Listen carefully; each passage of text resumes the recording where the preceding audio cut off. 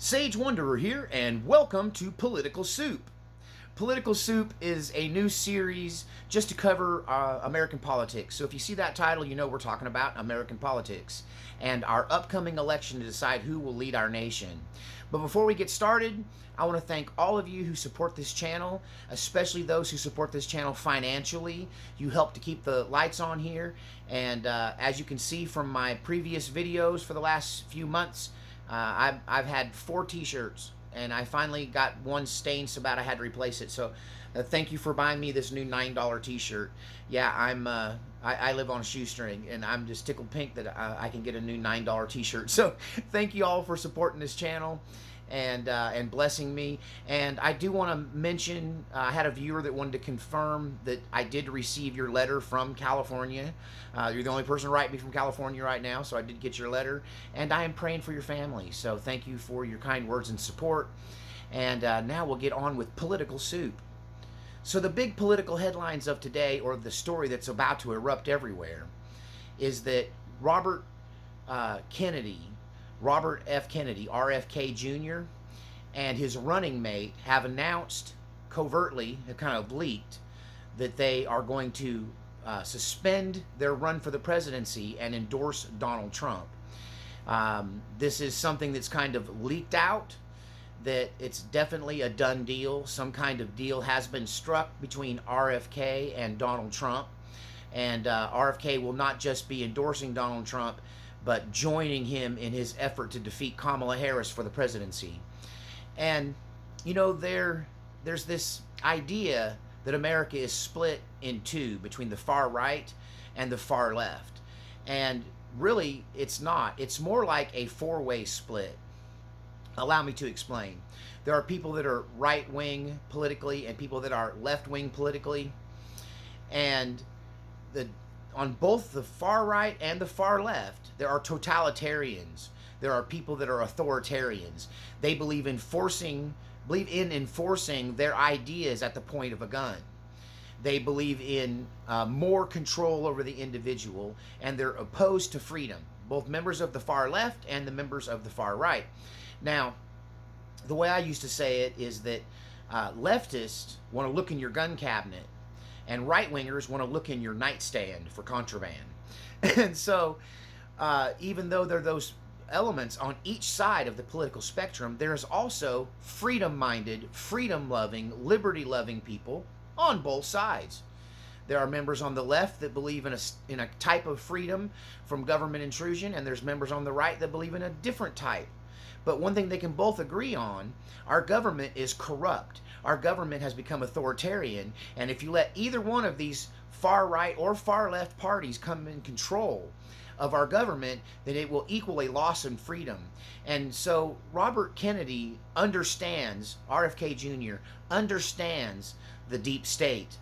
After all, it was the deep state that murdered both his father and his uncle.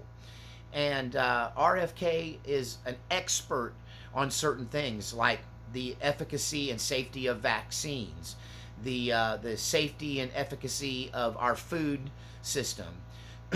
And he understands this better than most right-wingers could. It's unfortunately, right-wingers tend to ignore some of these ideas and problems that we have in our food and drugs and our system that controls that, right?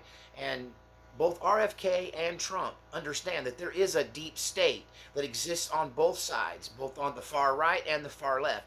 They're this authoritarian arm of the United States political system that believes in less freedoms. Now, the left and the right can't believe on which freedoms they would like to trample on, but they can all agree your freedom needs trampling, right? But there are those of us who some say are centrists or in the middle, and I think that's a misnomer, because it's not a left or right. It's a left or right and an up and down.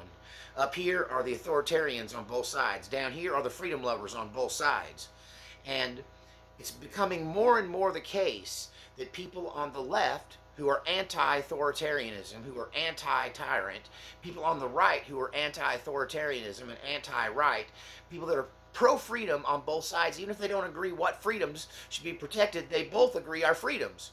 should be protected. They're both sides are in favor of the Fourth Amendment, our right against illegal search and seizure. They believe you ought to have a search warrant before the police come in your house. Both sides, right? So there's more agreement between the up and down, between tyrants and non-tyrants, than there are between leftist programs and conservative programs. So the difference between left and right is not nearly as important as the difference between tyranny and freedom.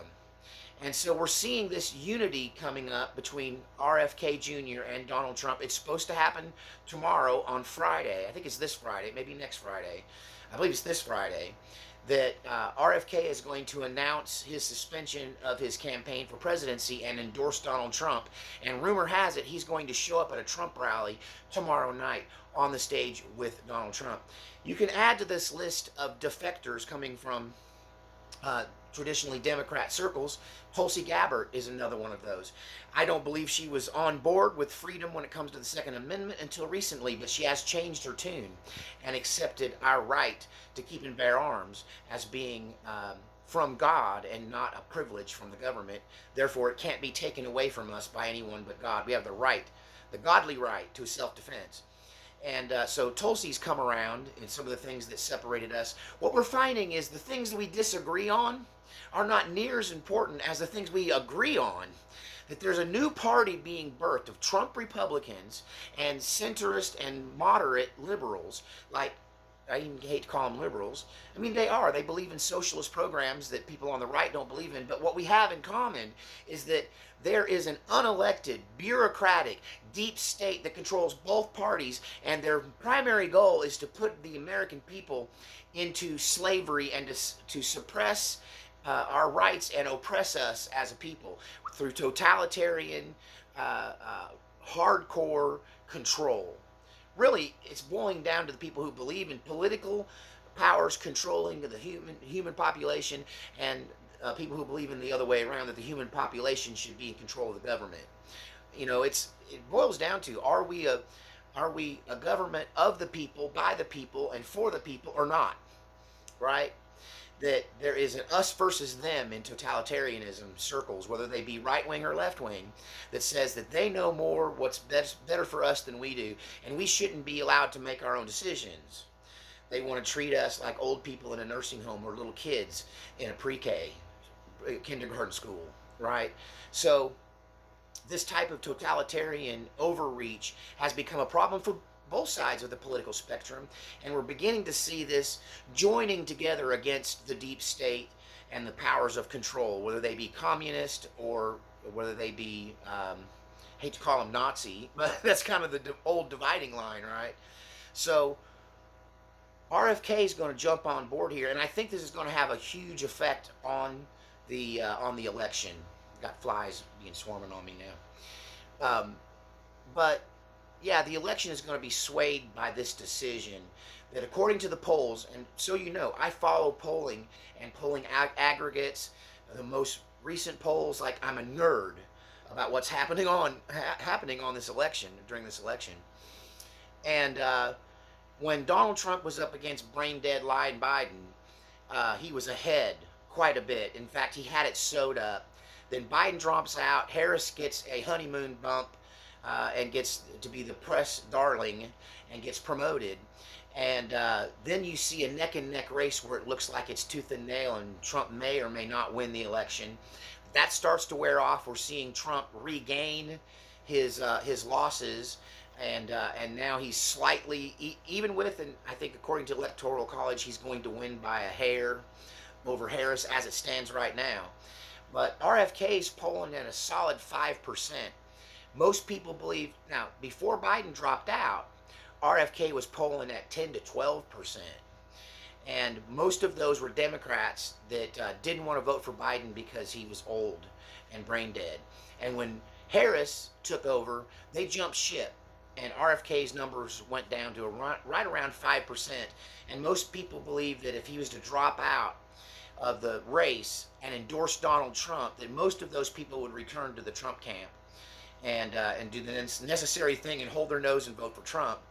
And you know, even if it's just 3%, that's enough to secure the election. That this is an election-changing moment When somebody who is a dyed-in-the-wool Democrat from a Democrat dynasty family of Kennedys, right? And they're willing to link hands with somebody like Donald Trump because they understand that it's us against them. It's the people against the authoritarian bureaucrats in Washington, D.C. And that agreement that they both firmly believe in, that it's the people versus the government, and if we don't stand up to the government's going to enslave the people, that they both feel so strongly about that that they're going to join forces. I could see RFK being the head of Health and Human Services. He would clean house when it comes to things like vaccines, food safety, medicine safety. He would be Big Pharma's worst nightmare. And I think Donald Trump would love that. I think he would love to have somebody in there that you could just deal with the FDA and all of the associated social issues. And I think that RFK would be perfectly suited for that. I think if RFK and Vance and Gabbard and Trump and Tucker Carlson or whoever is on our side get into power, that this needs to be a throwback to Donald Trump's old show, The Apprentice. You're fired. It was his catchphrase. You're fired. I voted for Donald Trump hoping he would get in there and fire a bunch of people, and the first time around he didn't do what I hoped he would do. I believe he's learned his lesson, that if RFK and Vance and Vivek Ramaswamy get into our executive branch of the government, that they're gonna go through the government and fire 2/3 of them. And that's our only hope. If you don't fire 2/3 of these totalitarian, hardcore bureaucrats who think they can tell us what to do and control every aspect of our lives. And I'm talking about people in the IRS, the ATF, people in the FBI, people in the FDA, people involved in the healthcare industry, people that protect, support, and help finance Big Pharma. If we don't stand up to these people and take our country back from the billionaires who are ruining it, then we're lost. And it's almost too late, right? So I'm hoping our side wins and they go around firing everyone and replacing them with some people with common sense who don't have an ulterior motive to dominate and serve as tyrants over the American working class.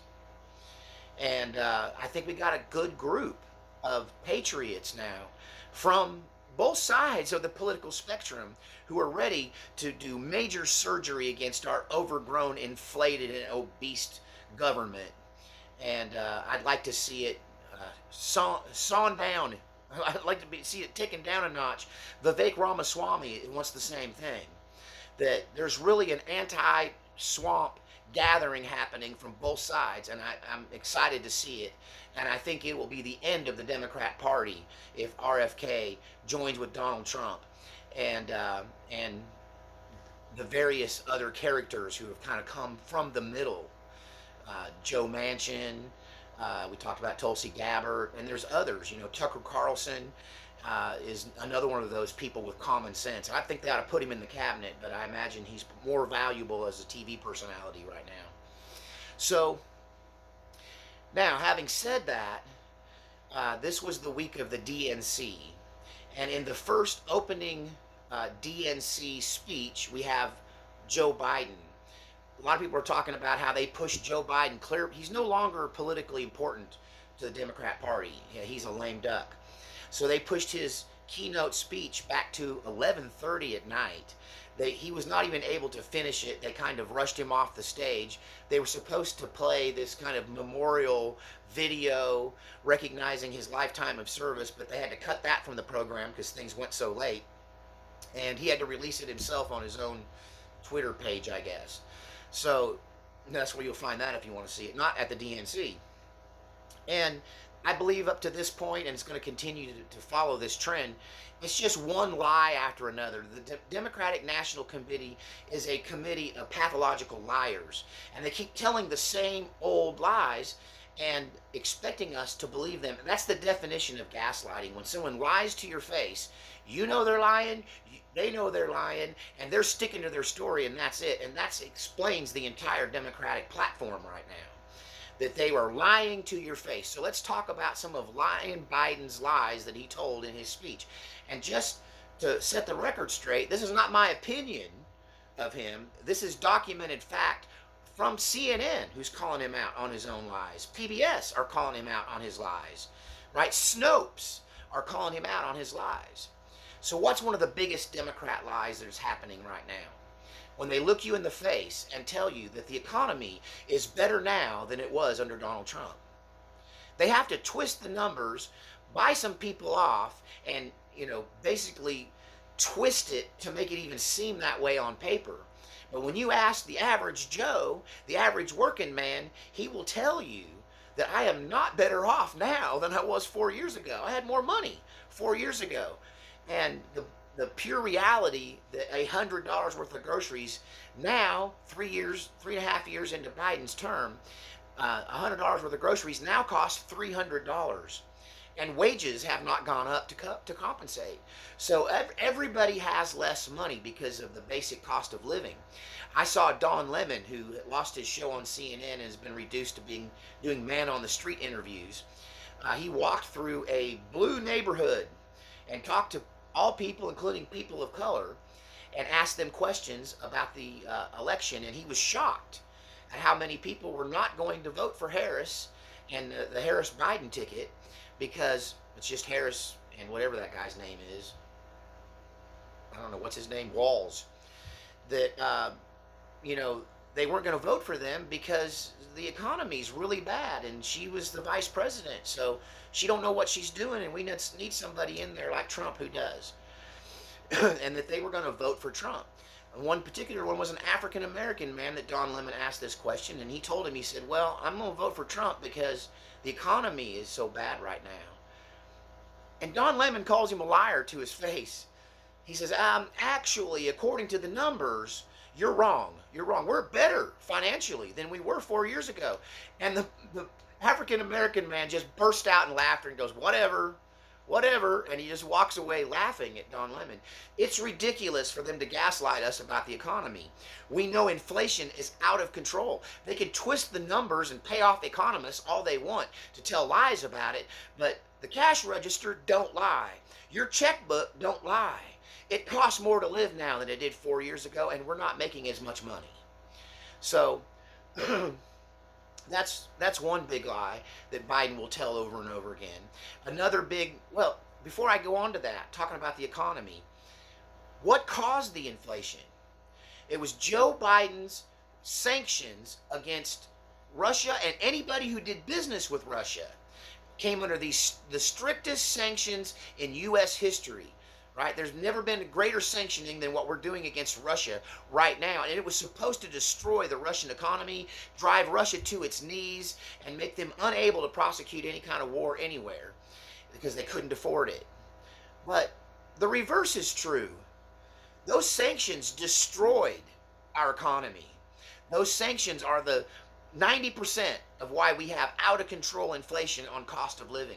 Why your grocery bill is 3 times what it used to be?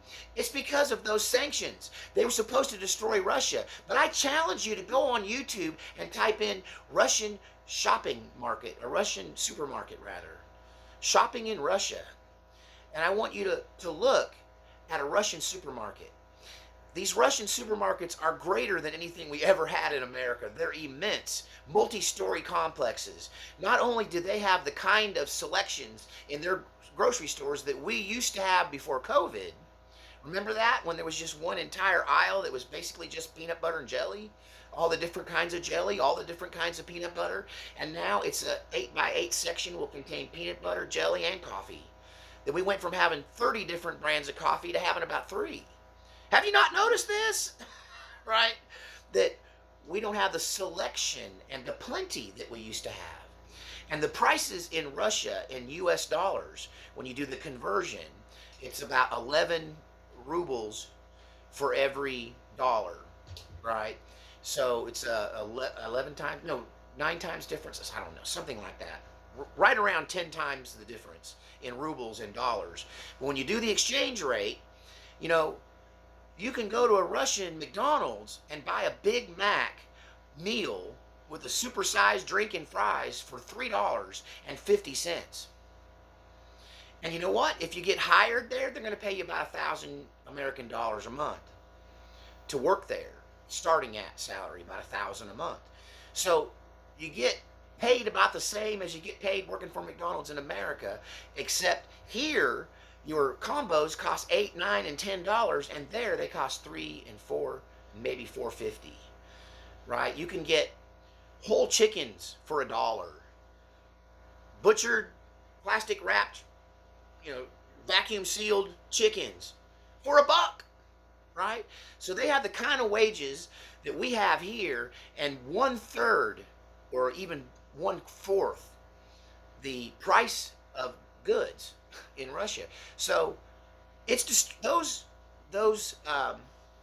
sanctions destroyed our economy and did nothing. They're 2 years into sanctions. They got more plenty at cheaper prices than Americans do. It's almost like the new American dream is in Russia.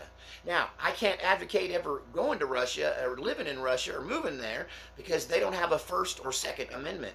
But if these totalitarians get into power and continue what they've been doing, we won't have a First or Second Amendment here either. At that point, I'm probably moving, right? Because the American dream is dead here. And a big part of it is the way Democrats have been running our economy, because they've been in power 12 of the last 16 years. And you can't even really count the 4 years of Donald Trump, because he tried to change things, but they just told him no. They told him, to go screw himself, right? They just refused to do the things that he put in place to do. They wouldn't work with him. So really, 14 of the last 16 years have been under Democrat control. And they've destroyed our economy. And, looking at Russia, it looks like the 70s and 80s there. It looks like prosperity and plenty. And that's not what we're experiencing in this country. What's another big lie and buy? This is the one that makes me more angry than I can relate to you. Like, I can't express to you how angry this Biden lie makes me. When he keeps telling people that Donald Trump called Nazis, white supremacists, and the KKK very good people. Liar, liar, pants on fire, he did not neither. I was watching that press conference where he made that statement that's been taken out of context and twisted to mean something it never meant to be meant, was never meant to mean. I was watching it, and even Snopes will tell you that that's a lie, Biden. Biden, when you stand up there in front of the DNC, you're telling a documented lie. Donald Trump never said that. So what did Donald Trump say? In reference to the argument over whether we should have Confederate statues taken down or not. And let's, for the record, note that they didn't just take down Confederate, but they took down many historical statues just because it was before the Civil War, when people still owned slaves. They took down their statue because they once upon a time owned slaves, right? So many great Americans have lost their heritage and had their history removed when they took these statues down. And there were people who were trying to preserve the history of these statues. And then this thing in Charlottesville was a demonstration that got out of control and turned into a riot. And there were absolutely Nazis there. There were absolutely KKK there. Right? I saw really horrific things coming from both sides of that argument, right? There were violent extremists on both sides of that confrontation in Charlottesville. Both sides were bad, right, on the extreme. But when Donald Trump was asked about that, he said, and I quote, now I'm not talking, this is Donald Trump talking here. Now I'm not talking about the neo-Nazis or the KKK or the white supremacists. Not talking about those people. But on this topic of historical statues being removed, there's good people on both sides that have good arguments.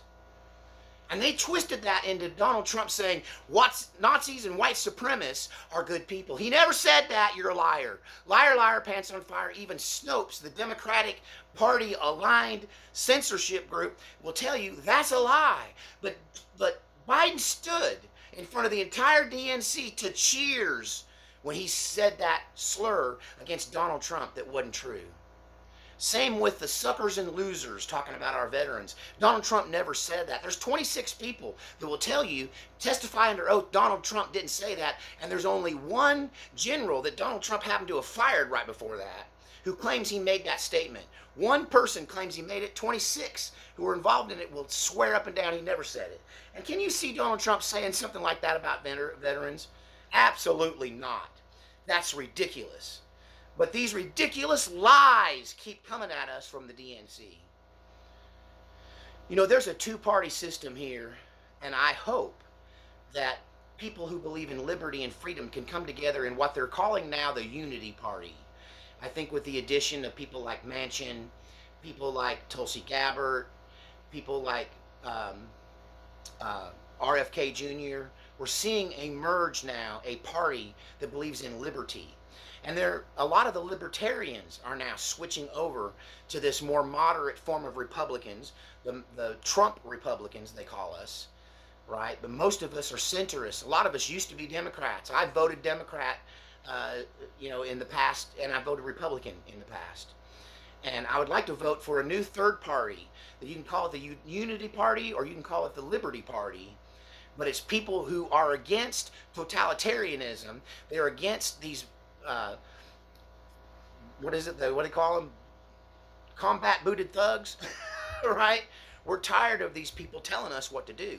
We are grown men and women, and we can make our own decisions, and we don't need to be bullied into complying with your agenda.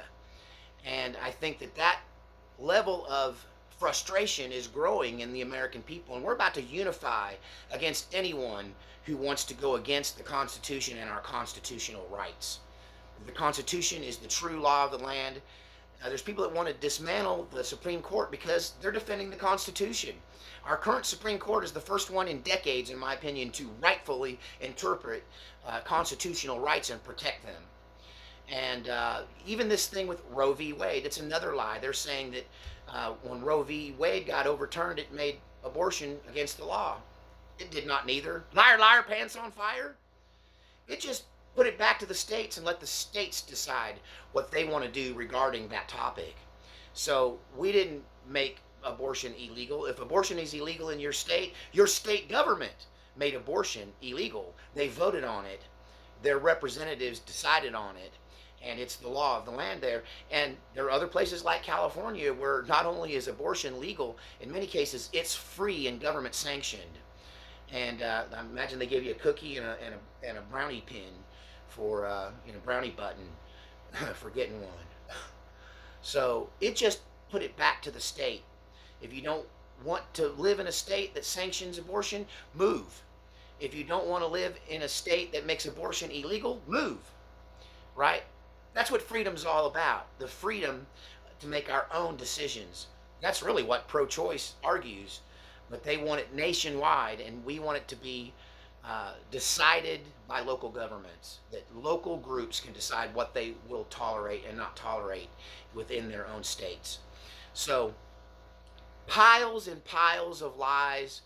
And for once, CNN's calling out Joe Biden, mainly because he's a lamed up president, and there's nothing, they don't have any use for him anymore. He's a non-issue. What gets me is that, and some might argue, if you're about to argue this in the comments, don't. But some might argue, well, Joe Biden's just an old man. He don't know. He just knows what they tell him. Well, somebody in the DNC wrote that speech for him. And they knew good and well that it was chocked full of lies that were easily disprovable. You know, there was a book on socialist communist revolution, and it was called Rules for Radicals.